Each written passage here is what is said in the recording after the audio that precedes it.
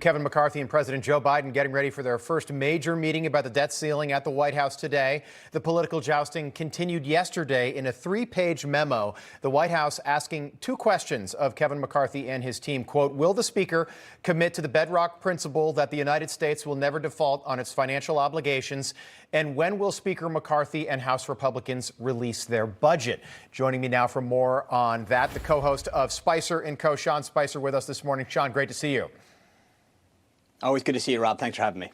So, Sean, Speaker McCarthy responded to that memo. He tweeted out to the president, Mr. President, I got your staff's memo. I'm not interested in political games. I'm coming to negotiate for the American people. Sean, you've been in the White House.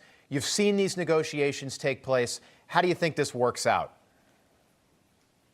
Well, it works out a few ways, Rob. Number one, the memo was politically flawed at best by at best, JV team supporting the president in the White House.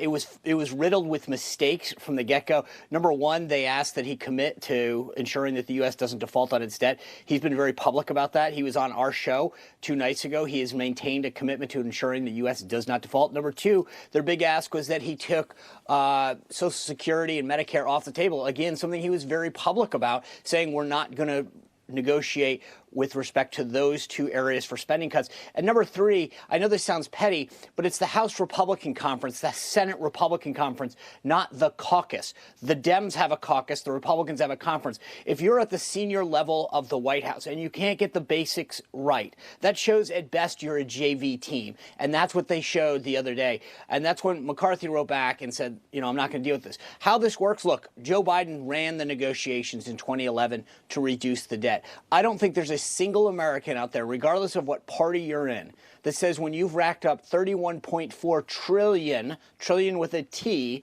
that you shouldn't stop and say, should we maybe tighten the belt a little? Should we look for, say, fraud and waste? You had a report 2 days ago come out now and say that there was $5.4 billion of illegal coronavirus pandemic funding that went out to dead people and people who don't exist. And they're telling us that we can't find a single penny to bring down the federal spending? That's nuts. Okay, so McCarthy has been clear. His quote was, you've got to protect Medicare and Social Security. The Washington Post, though, reported that Republicans are apparently eyeing Social Security and Medicare in the debt ceiling battle. Is that part of the negotiations today? No. I think, look, what McCarthy has to do today is very simple. He has to lay out the fact that he should flip the script, frankly, and say, okay, listen, I just want to make sure about your principles, Mr. President. Do you agree, as you said in 2011, as President Obama said in 2011, that we should negotiate, nothing should be off the table? Number 2, do you agree that we're spending too much as a nation and there are places that we can find savings? Do you believe that we have overspent as a nation? And those principles should be sound. And then move forward and say, hey, I'll put some cuts together. The president's put forward a budget that's going to talk about his priorities. The Republicans are going to have equally the same opportunity to put forward their budget in February and lay out and begin that process. I was the the committee spokesman for the House Budget Committee for 3 years. This is a normal process that plays itself out. But the idea that there's any person that doesn't think that we have a spending problem is probably where the White House has overplayed its hand. Yeah, good point.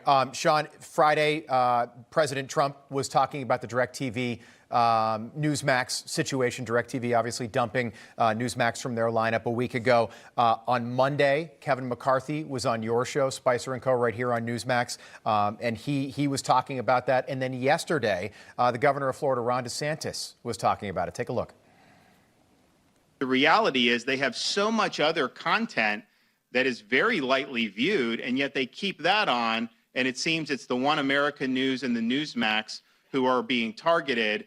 So I think it does warrant an investigation. I mean, I think probably the Congress and the House would probably be best equipped to do it. We have helped all these organizations who've been under pressure since I've been governor, and if there are things we can do. But I really think this is something that the Congress needs to look at, and I think that they need to ensure that there's not intellectual discrimination going on when it comes to what people are able to view.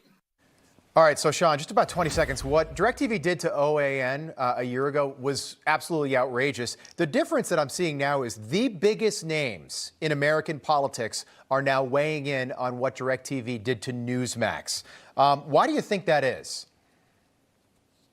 Well, because it's a simple business equation. I mean, look, OAN wasn't rated, so we don't know how well they did. Newsmax is. We can quantifiably say that Newsmax was the fourth largest and still is the fourth largest cable news program. We have ratings to back it up. This isn't anecdotal. And so we know that there's a demand for Newsmax. We know that that demand is higher than at least 20 other stations. And so we know that that's happened. We also know that places like FiOS and Dish Network and the National Cable Consortium have agreed that Newsmax is worth 8 cents a month. That's what our CEO is asking for, right. 8 cents a month. And I think that everyone looking at this objectively, again, can say, okay, that makes sense. And you have to wonder why DirecTV, of all of the places, suddenly says no. And they're the same ones who have a history now of dropping other conservative voices. There is a demand. We're meeting it. And I think that they should recognize that. I will tell you one quick thing, and I know you got to go. I'm walking to get lunch yesterday. I bumped into somebody right outside our D.C. office. And they said, my mom is furious about DirecTV. And I said, oh, did she get dropped? And he goes, no, she still gets you guys because she doesn't have DirecTV. But she's just so upset about how this was handled. She's spreading the word. And I think that's what's happening throughout America. Yeah, absolutely. Sean, we'll be watching tonight, Spicer & Co., 5 p.m. Eastern Time, right here on Newsmax. Appreciate you waking up with us. Good to see you. You bet, Rob.